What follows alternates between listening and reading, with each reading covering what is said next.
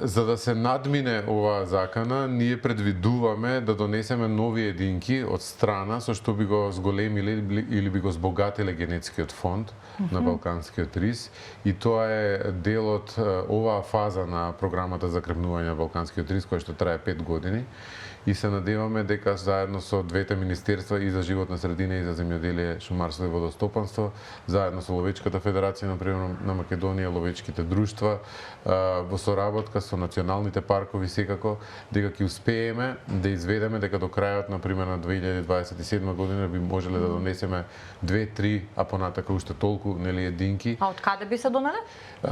Има две опции. Едната е од Карпатските планини. Тоа е, значи, Романија, Словачка, тие држави. Тоа се работи за друг подвид, меѓутоа е многу сличен во екологијата со нашиот подвид. Или пак од југозападна Турција. Тоа е најблиска